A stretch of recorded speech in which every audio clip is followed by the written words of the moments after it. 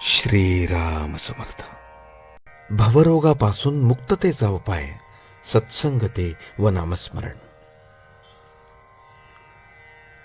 एका गावात एक वैद्य राहत होता. त्या वैद्याला कोणाला काय रोग झाला आहे हे तोंडावरून समजत असे. त्याने एक दिवस एका मनुष्याला आपल्या घरावरून जाताना पाहिले आणि त्याला आत बोलावले.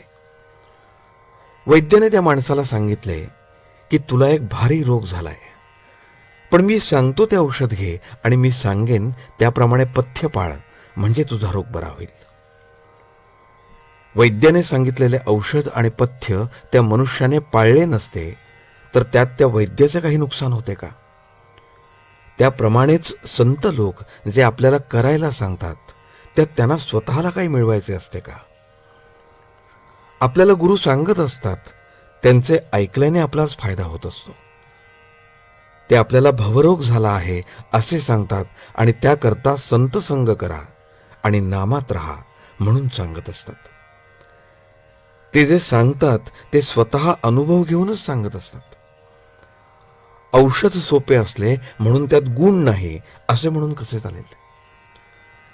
तुकारामांनी आपल्या उपासनेची शपथ घेऊन सांगितले की नामस्मरणासारखे सोपे साधन नाही. तुमचा हल्लीच्या साधूंवर विश्वास नसला तरी समर्थ आणि तुकाराम यांनी सांगितले त्यावर तरी विश्वास ठेवायला काय हरकत आहे? त्यांनी तुमच्या कल्याणाकरताच ते साधन सांगितले. ते तुम्ही न कराल तर त्यांचे काही नुकसान नाही, नुकसान तुमचेच आहे, याचा तरी विचार करा.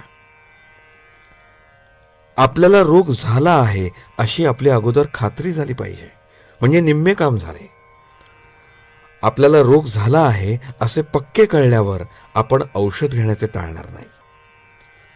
संसारात सुख नाही असे आपल्याला दिसत असताना ज्या योगाने सुख मिळेल त्याच्या खटपटीला लागले पाहिजे.